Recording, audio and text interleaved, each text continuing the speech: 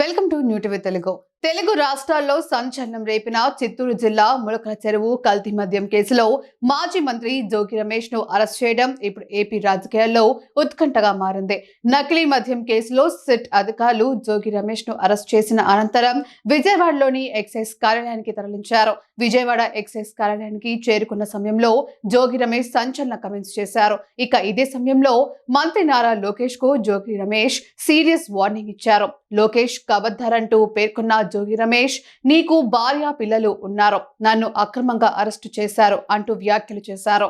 కల్తీ మద్యం తయారీ ప్రమేయం ఉన్నట్టు ఆరోపణలు ఎదుర్కొంటున్న జోగి రమేష్ ను ఈరోజు తెల్లవారుజామున విజయవాడ ఇబ్రహీంపట్నంలో గల ఆయన ఇంటికి వెళ్లిన ప్రత్యేక దర్యాప్తు బృందం అధికారులు పోలీసులు నోటీసు ఇచ్చిన అనంతరం అదుపులోకి తీసుకున్నారు. తనను అక్రమంగా అరెస్టు చేశారని ఆయన ఆరోపించారు.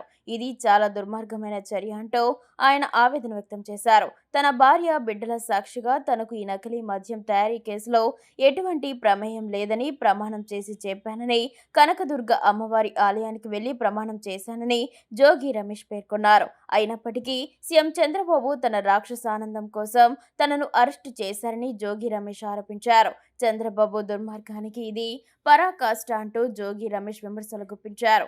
ఇక ఇదే సమయంలో మంత్రి నారా లోకేష్ కు జోగి రమేష్ సీరియస్ వార్నింగ్ ఇచ్చారు. లోకేష్ కబడ్దార్ అంటూ పేర్కొన్న జోగి రమేష్, నీకు భార్య పిల్లలు ఉన్నారు, నన్ను అక్రమంగా అరెస్టు చేశారు అంటూ వ్యాఖ్యలు చేశారు.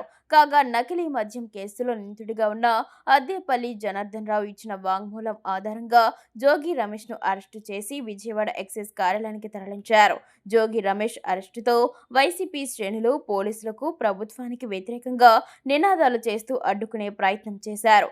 అయితే ఈ కేసులో జోగి రమేష్ అరెస్టుతో ముందు ముందు ఏం జరగబోతుంది అన్నది ఆసక్తిగా మారింది.